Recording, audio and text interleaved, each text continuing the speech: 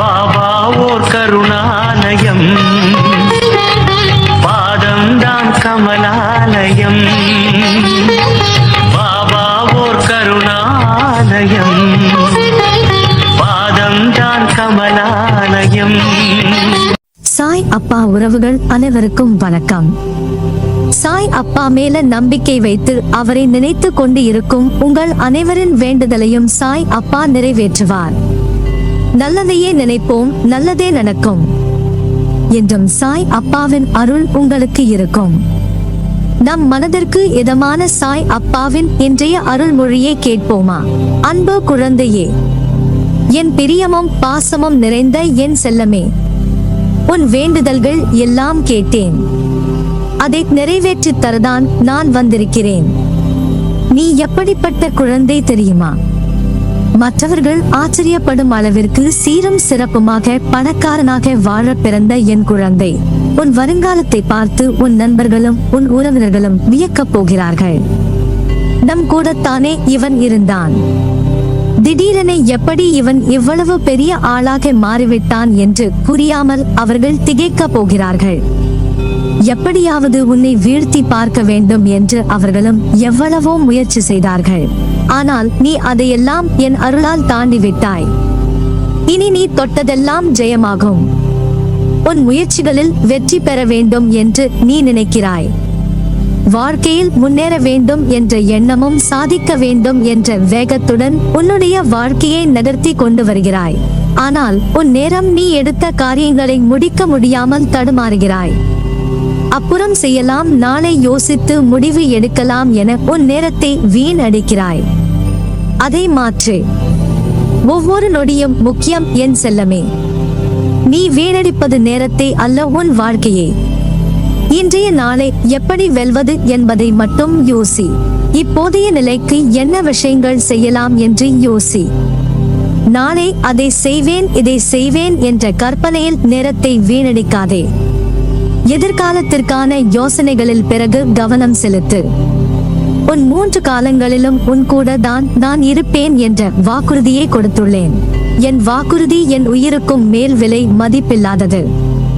நீ உனக்கு இது தேவை என்று குரல் கொடுப்பதற்கு முன்பாகவே உனக்கான அனைத்தையும் நான் அறிவேன். அப்படி இருக்கையில் உன் எதிர்காலத்திற்காக உன் சாய் தேவா எப்படி யோசிக்காமல் இருப்பேன்? உனக்கு எந்த நேரத்தில் என்ன தேவை என்பதையும் அவை உனக்கு நல்லதா என்று யோசித்த பிறகு அது உன்னை தேடி வந்தடையும். உனக்கான வாழ்க்கையை நான் உருவாக்கினேன். அதில் உன் தேவைகளை பூர்த்தி செய்வதே என் சந்தோஷம். இன்று நீ படும் கஷ்டங்கள் எல்லாம் மறைந்துவிடும். அந்த நன்னாளில் நீயும் உன் குடும்பமும் சுபிட்சமாக இருப்பீர்கள். எனது பரிபூரண அருள் உனக்கு இருப்பதால் நீ எடுக்கின்ற காரியங்கள் எல்லாம் உனக்கு வெற்றி மேல் வெற்றி வந்து சேரும். இந்த உலகமே உன்னை பார்த்து வியக்கும். நீ ஜெயமாக அனைவரது ஆசிர்வாதங்களை பெற்று நீ வாழ்வாய்.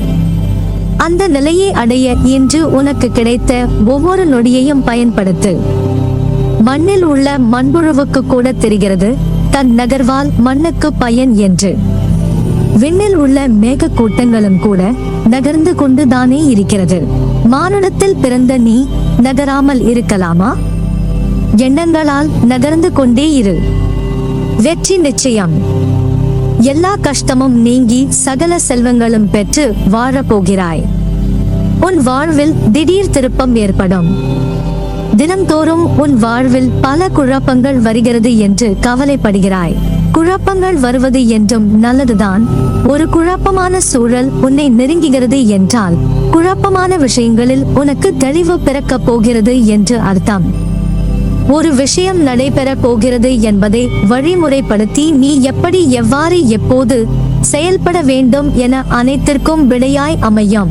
மனதை நம்பிக்கையால் நிரப்பினால் நிச்சயம் உன் குழப்பங்கள் உன்னை அழுத்தும் பாரமாய் இருக்காது.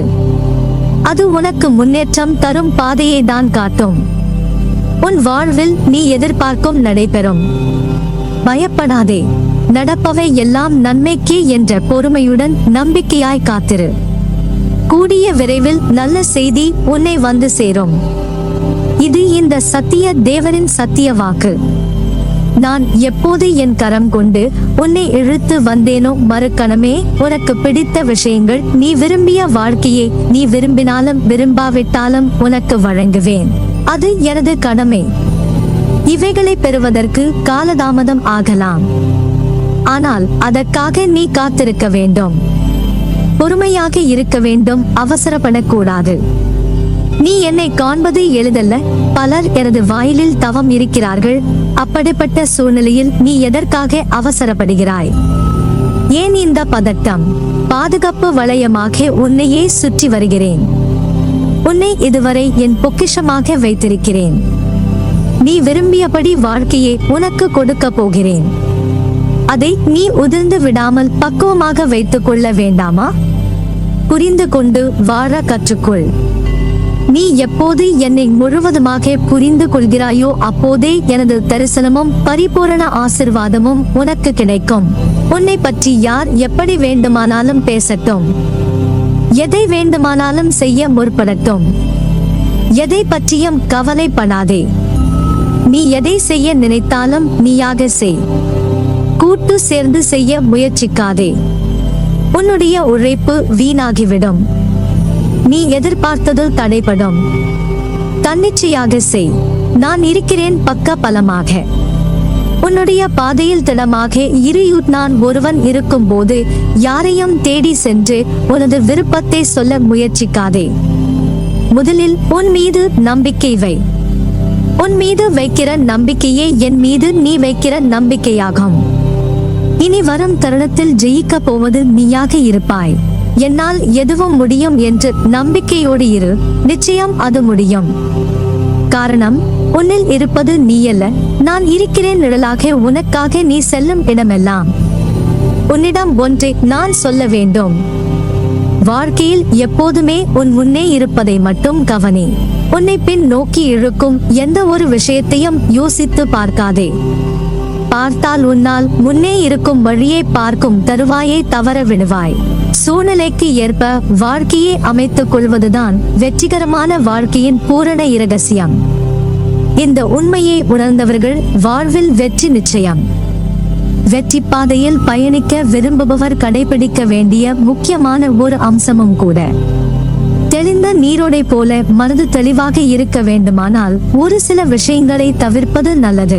இதில் மிக முக்கியமானது இருப்பதை எண்ணி மகிழ்வுறாமல் இல்லாததை எண்ணி ஏக்கம் கொள்வது. ஆம், வாழ்க்கையில் அனைத்தும் கிடைத்தால்தான் நான் மகிழ்ச்சியாக இருப்பேன் என்று எண்ணினால் இந்த பிறவியில் அது சாத்தியமில்லை.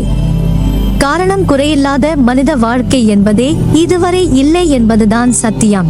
உன் மகிழ்வான பொழுதுகளை முழுவதுமாக கெடுக்கக்கூடிய வல்லமை பெற்றது உன்னிடம் இல்லாத ஒன்றை எண்ணி ஏக்கம் கொண்டு நிம்மதியை தொலைப்பதுதான். மகிழ்ச்சி என்பது என்றுமே இன்னொருவரால் வரக்கூடியது அன்று. மகிழ்ச்சியோ துக்கமோ இதில் எதை தேர்ந்தெடுக்க போகிறாய் என்பது உன்னிடமே உள்ளது. சோம்பெறுதலத்தையும் கஷ்டம், வலி, தோல்வி இவைகளை காரணமாக உனக்கே நீ சொல்லாதே. சொல்லவும் அனுமதிக்காதே. நீ மனதளவில் பயப்படாமல் இருந்தால்தான் உன்னுள் இருக்கும் நான் உன் சாய்தேவா தைரியமாக செயல்பட முடியும். நம்பிக்கையோடு உன் காலடிகளை எடுத்துவை. அதன் பிறகு பார் உனக்கான என் செயல்பாடுகளை. எல்லாம் சரியாகி விடும், பயப்படாதே. நம்பிக்கையோடு காத்திரு, நல்லதே நடக்கும். நீ என் பரிபூரண அருளும் ஆசிர்வாதமும் அன்பும் பெற்ற என் பிள்ளை.